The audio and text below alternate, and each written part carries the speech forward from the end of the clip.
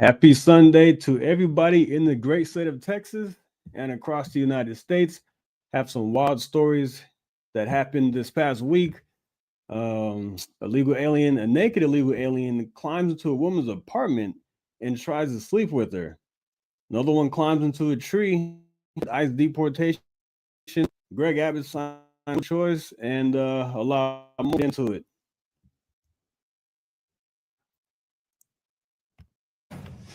Well, a man is now in custody after League City police say that he broke into a woman's apartment while she was asleep. An absolute nightmare. Fox 26's Abigail Dye is live at the League City Police Department and spoke to the victim about the situation. Abigail. Imagine waking up to a naked man in your apartment touching you. It is a nightmare for any woman, and that's exactly what this victim says happened to her. Now, League City Police say they arrested Juan Hernandez for burglary with intent of sexual offense. They say that this incident happened on April 15th at the CP Waterfront Apartments in League City, and then Hernandez was arrested during a traffic stop 10 days later on April 25th.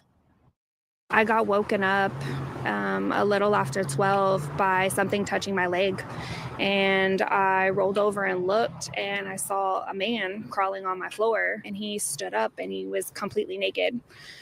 And then he walked over to me and tried to get on top of me and get in my bed. He hurried up and pulled up his boxers and ran out of my apartment.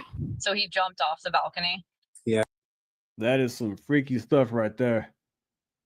He jumped off the balcony or went over the balcony.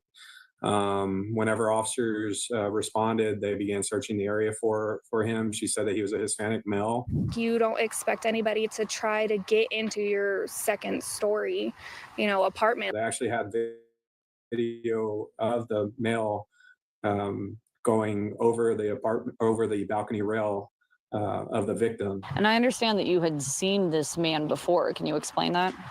He's my downstairs neighbor. This happened April 15th. He wasn't arrested until the 25th. So there were 10 days there that I'm sure you were just completely on edge. Oh, yeah. It just got to the point that I couldn't live there anymore. So I did have to move. I love the apartment complex, but it's just something that traumatic happening and you don't feel safe in your own place. What we want our citizens and everyone who's watching this to know is just how we can't become complacent in living in what we feel is always a safe community, or remain vigilant in that and always being ready to protect yourself. It's okay to fight back. It really is. You don't have to let it happen.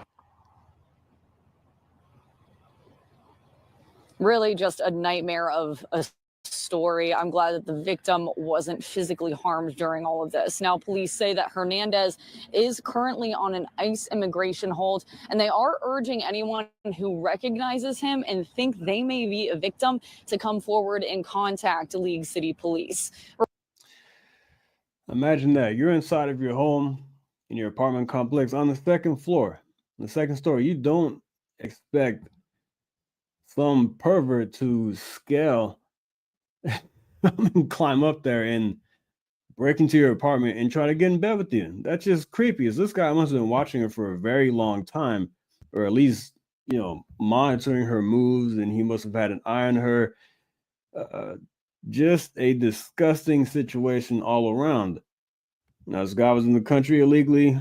Pervs, American pervs, doesn't matter. People do these types of things. Doesn't matter what your status is, but I just wanted to highlight the fact that that this guy was in the country illegally, because this is something that I do. This is what I am. What my forte is, reporting on the border situation. And so the first couple of stories today are about that, and then we'll get into some other things. But this next story is pretty crazy right here. A man who's trying to avoid ICE climbed up a tree and stayed there for 9 hours. First, for the man who hid in a tree for hours to avoid deportation appeared in federal court today. 30-year-old Raul Ical, identified by Homeland Security as a Guatemalan national who entered the U.S. illegally, was taken into custody on San Antonio's west side Tuesday. His arrest followed a lengthy standoff with ICE agents and other law enforcement officers. KENS 5 reporter Meredith Haas has the latest. Jeremy, Raul Ical looked drained walking into federal court today, but he understood the charge against him and the rights that he's been given. Now he waits for a pre-trial detention hearing. Now, just yesterday, Ical was taken away by ICE after an hours-long standoff. Homeland Security agents say he ran from police during a traffic stop near South Navidad and Hazel Street Tuesday around 12:30 p.m. For the next 6 to 7 hours, he'd hide out in a tree while ICE and other authorities worked to get him down and arrest him. It's alleged he entered the U.S. in 2013 from Guatemala and was deported a month later, only to return at an unknown time. According to federal court documents, Ical was arrested last year for allegedly driving while intoxicated. He was bonded out before an immigration hold was put in place. Now, a year later, they were trying to arrest him for re-entering the U.S. illegally. Just 2 weeks ago, on April 14th, ICE attempted to arrest Ical, but when authorities approached him, HSI says he ran and hid into his home. Fast forward to the 29th, just yesterday, and ICE would finally arrest Ical after a traffic stop. They say he was the passenger inside the car, and when they approached, they say he ran off and climbed up the tree to get away. Now, an attorney will be appointed to Ical through the court. His pretrial hearing is set for May 7th at 10 a.m. Meredith Haas, KENS 5. That's a crazy story. So the guy was here in the country illegally, and he evaded arrest. Not once, but he's done this multiple times. So I want to play for you another newscast of what other people had to say about this. It looks like they don't know the full story. This guy was arrested for drunk driving at one point, but here's what some people had to say. So this crap, that right there, that doesn't hold water. That's not a violent criminal.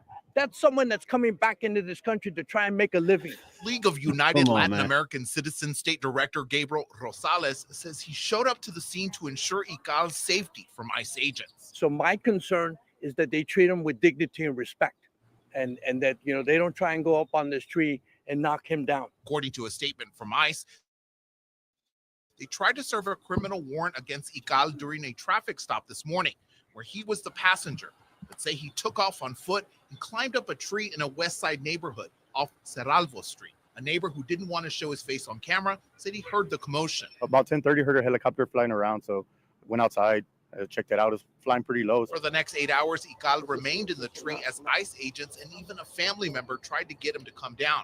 Many gathered in the neighborhood in support of Ical. That's bad because it just came to work, that's all. And I feel sorry for him. After 8 hours, Ical did come down peacefully, as some reminded him of his rights. If someone is arrested, they still don't answer what they're signing. A lot of times they're not given translators. According to ICE officials, Ical is expected to appear in federal court tomorrow. Mike Jimenez, KENS 5. You know, it's funny when people say things like, oh, he just came back in to try to work, but they don't know that this guy was drunk driving. And I don't know, man, it just makes me so upset that people don't really understand that if you come in once, not once, but twice, that you were subject to deportation. I don't understand why people can't get that through their heads. And the guy was drunk driving on top of that. Would you be saying the same thing if he hit one of your relatives? I don't think so. So yeah, I just think that's wild that the guy was hiding in a tree for 9 hours. I mean, 8 or 9 hours. Of course, you know, they weren't going to take a chainsaw to the tree and knock it down. They were respectful about his safety. But where's this guy going to go? I mean, 9 hours. Do you think you're just going to stay up there forever? I mean, I don't get it. But anyway, let's keep going here. This one is crazy. An illegal is charged with murder after he shot a family member point blank in front of his kids. Let's check it out. A man who authorities say was in the country illegally is behind bars today, facing a murder charge. Investigators say Andres Fernandez de la Paz killed his ex-brother-in-law right in front of family members. This afternoon, we're learning about that suspect's background, including ties to another deadly case and a federal investigation. KPRC's News' Rochelle Turner joins us in the newsroom with those details. De La Paz is currently in the Harris County Jail after a judge denied his bond yesterday. Now, 3 law enforcement sources tell KPRC2 that De La Paz was under FBI investigation for a credit card skimming scheme prior to his arrest for the shooting. Now, surveillance video captured the shooting Sunday. It shows De La Paz firing a single shot into a home on Winningham Lane in Houston. Police say that shot killed 34-year-old Hedieski Encidio Pinero. It happened in front of family members. De La Paz then took off in a purple Maserati. Court records show he had previously threatened to kill the family and flee to Mexico. In 2017, records show he shot 2 men, killing 1. However, that case was dismissed, with prosecutors say it could not be proven beyond a reasonable doubt and citing self-defense issues. Immigration and Customs Enforcement say De La Paz has been in the country illegally since 2016. He was supposed to be deported in 2019, but Cuba refused to accept him. After 6 months, ICE was forced to release him. Our Bryce Newberry spoke to the victim's wife, who says this loss is unimaginable. Now that he is in jail, what's your message to the justice system? ¿Cuál es su mensaje al sistema de justicia? Bueno, hasta ahora con el sistema de justicia, yo lo que pido es justicia por la muerte. Now, she is asking for justice and the maximum sentence for De La Paz. The 36-year-old still has an ICE detainer in place. His next court appearance is scheduled for May 30th. Reporting in the... Man, that is crazy. That is crazy stuff right there. You just shot a man point blank in front of his kids and ran off. I wonder what led to that situation. What caused that whole thing to transpire? I don't know, but man, it's just so much going on. It's so much to report. I don't have enough time to really dive more deeply into that, so I'm just going to go quickly through these stories here. Now, this one's crazy. Police raid Dallas suspect after linked to 2 murders.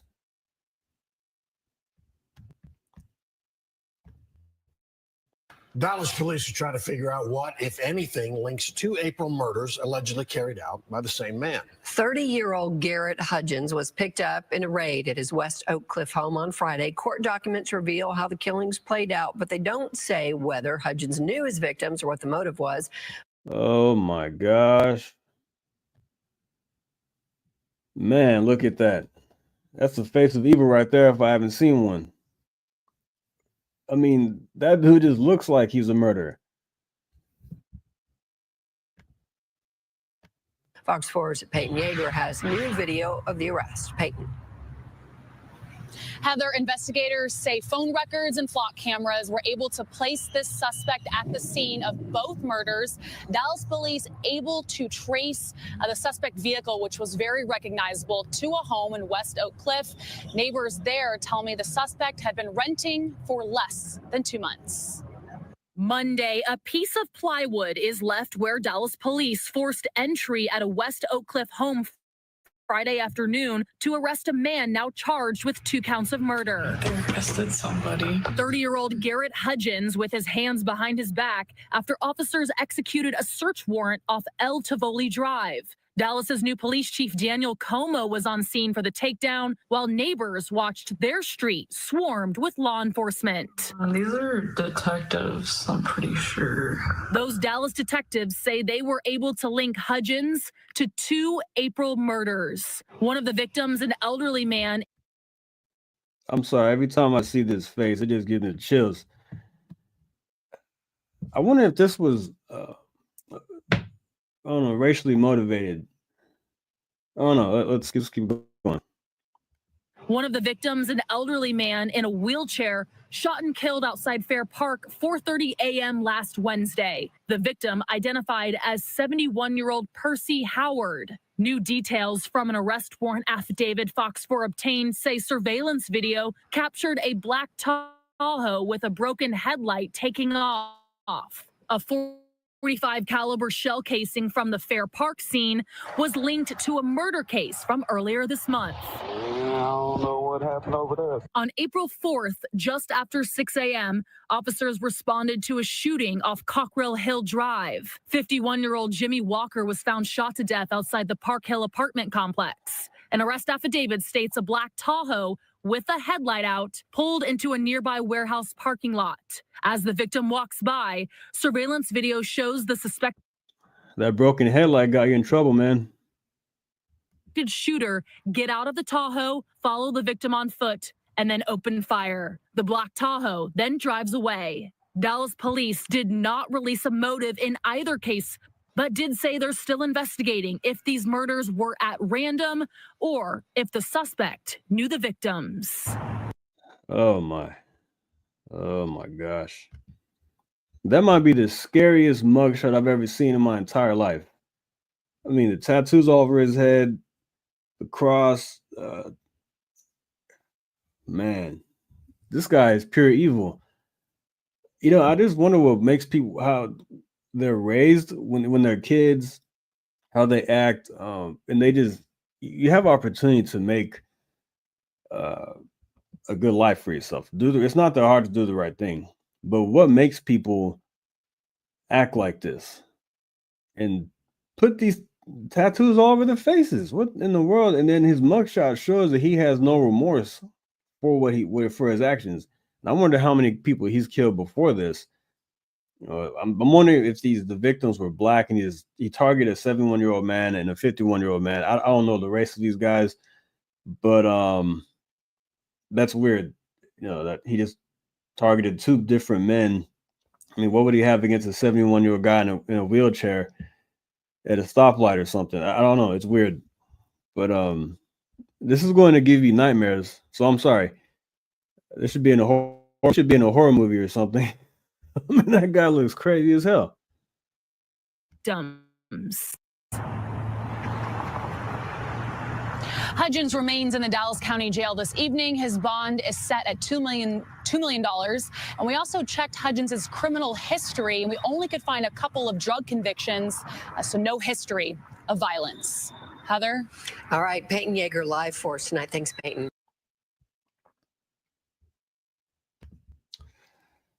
I want to go back to that and check out these guys' tattoos. By the same man. Let's see. All right, here he goes. Oh no, it looks like there is a cross. Somebody in the chat. Is that a farm on the other side of his head?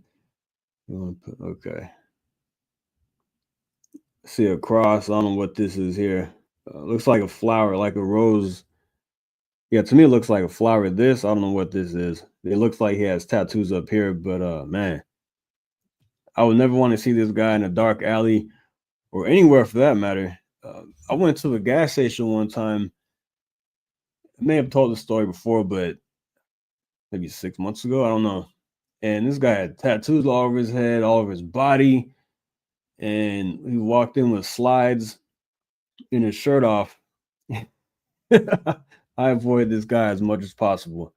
He was in line paying for something, but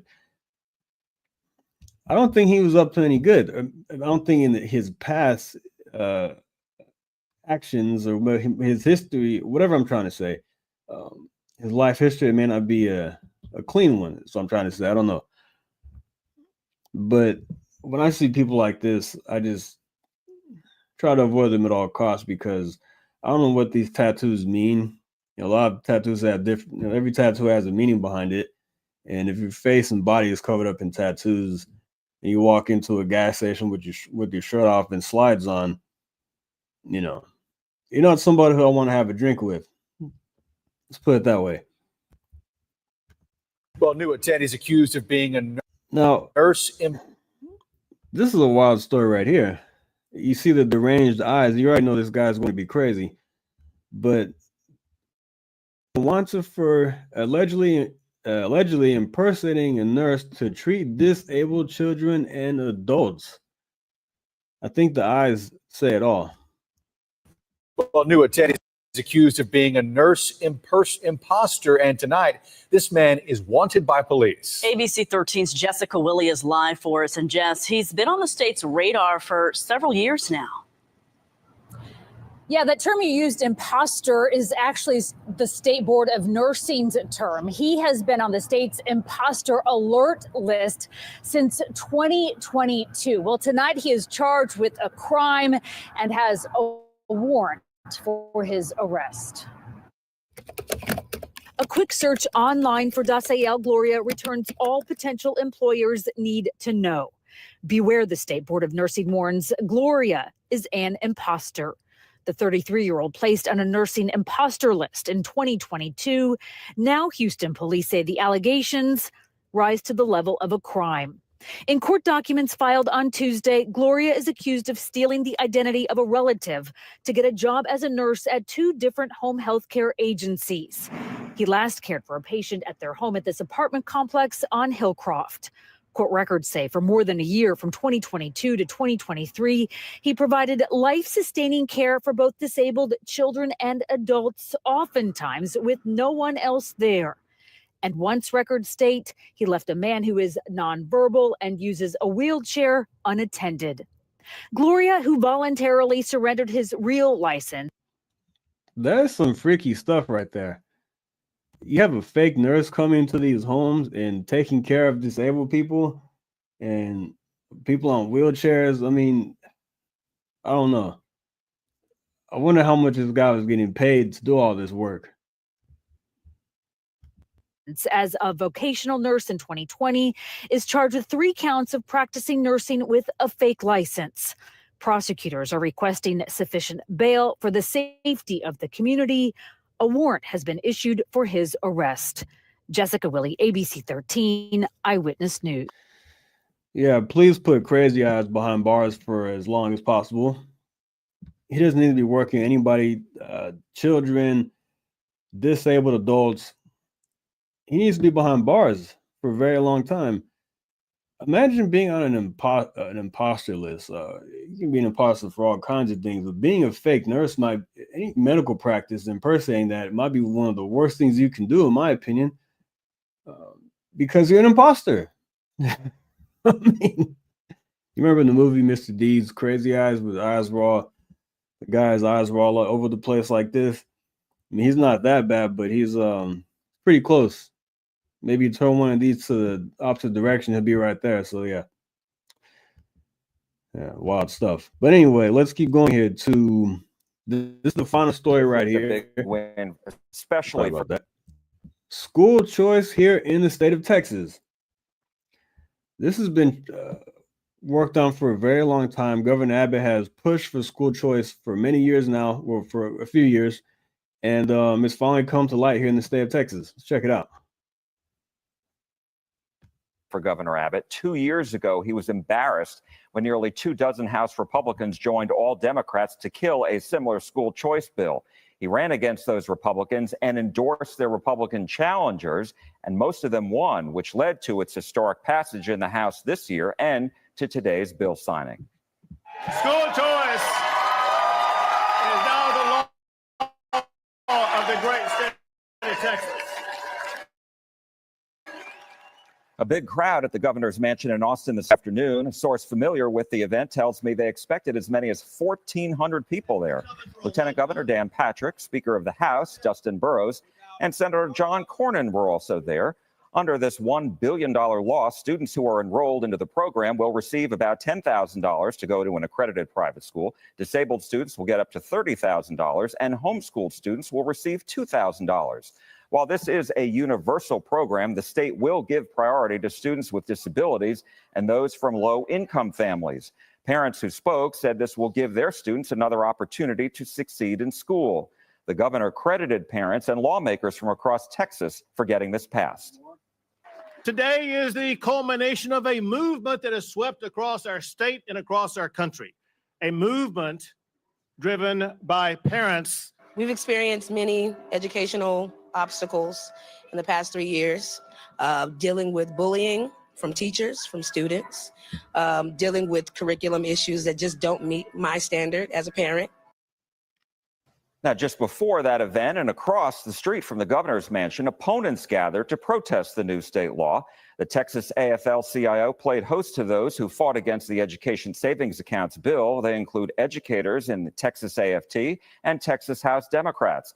Opponents say the program will hurt public schools because when students leave to attend private school, the districts will lose money. Democrats also predict most of the students who will take part in this will already be in private school. So really, it's a new entitlement program where rich people get to benefit on the backs of working class people.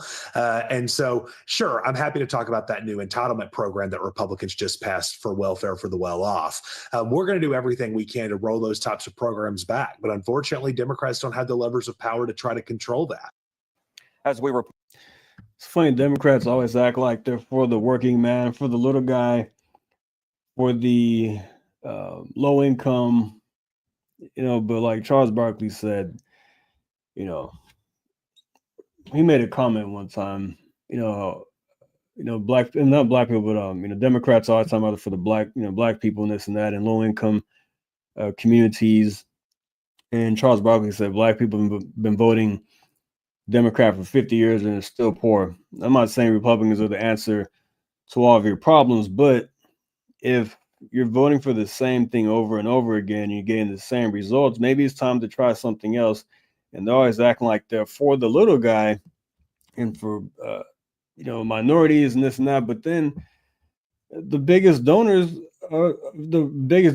donors are the rich people, and the supporters are, if you look at the demographics of people who vote Republican, vote Democrat, people with high incomes largely vote Democrat.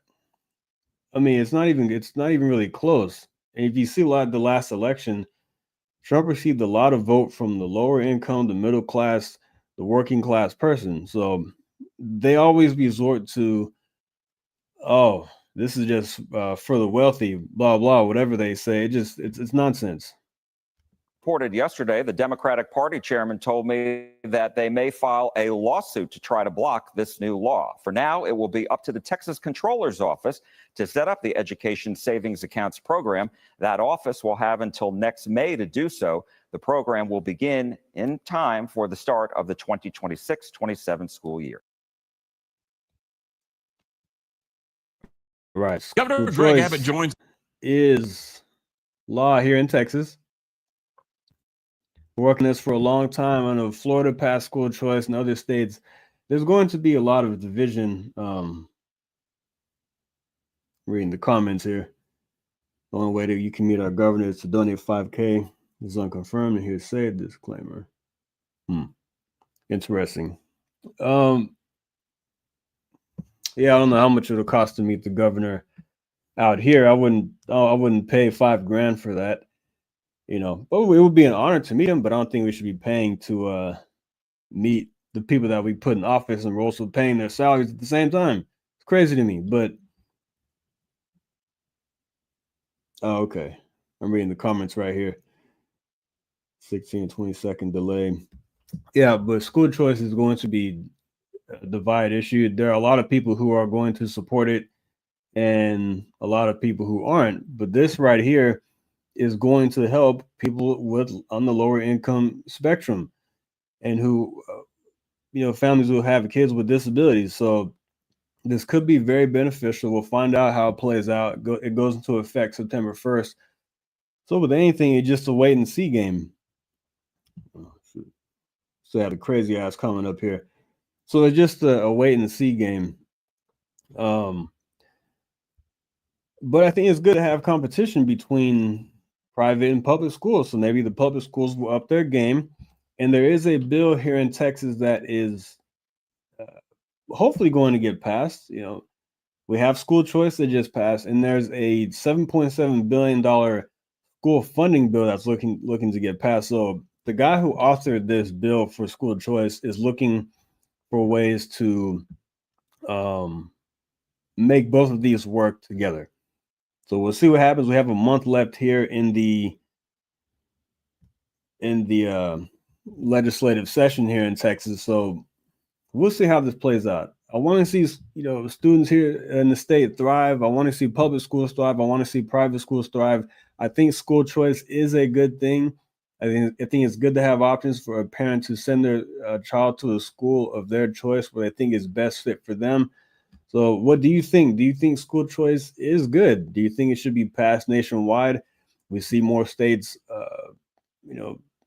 passing laws like this, and Texas finally got, on board with this. Thank goodness. Let's see.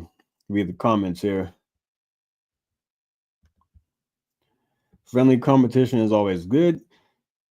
Keeps us inspired to do better. What are we running for? What do you all think? Kids are our future. Yes, kids are the future. I mean, they're going to be the ones who carry the torch. You're going to have a future Elon Musk. You're going to have future presidents, future innovators. So yeah, it is very important that our kids are educated properly. Let's see what else. The government doesn't know our children personally. Our county and local communities know each other better. Yes, I agree. I think the state level, like with President Trump sending, the whole abortion thing being sent back to the states, whether you agree with abortion or not, I don't want to get into a big debate on that because I don't really talk about abortion that much at all. But for some people, it is very important and it is a very polarizing issue. You have states that are going to ban it outright or put very strict limitations on it. You're going to have states who are going to have less limitations on that, who are going to be more lenient on it. And I think it should be a state issue. Of course, liberals will say that Trump is taking women's rights away. My body, my choice. But I think that is the best thing to do, just give it back to the states and let them do what they want to do with it. Whether you agree with it or not, that's another issue right there. But I do like the idea of states handling, doing what's best for their people, local communities, state and local level. That's why it's important to vote on city council elections, your county elections, and then at the state level, because those things directly impact you versus national elections. So yeah, I'm going to head out pretty soon, a little short on time, but for those of you who tuned in, I appreciate it. I'm going to try to make this a weekly thing, if my time allows me to. It's my second live stream, so thanks for tuning in. This will be posted when I'm done. You can watch the whole thing through, share with your friends and family, and we'll be doing more of these as time goes on. So thanks. And this is mostly going to be Texas news updates, stuff I can't get to throughout the week. I'm going to report on these in these live streams. I can put it all in one. So let's see what this comment says here from West Virginia Wire. Check out West Virginia Wire, by the way. She does great work. For those of you in West Virginia, you have your own mixed Texan in the state of West Virginia, somebody who reports on the news locally over there. Please check her out. She does great work. Let's see what she has to say. Have a great day. We'll see you guys in the flip flop. Yes, like and subscribe. Subscribe to this channel. Follow me on the X platform. You can find me on Rumble. Don't really post that much there, but sometimes I do. You can always find me on YouTube and X. You guys have a great day, and I will see you next time. Thank you. Take care.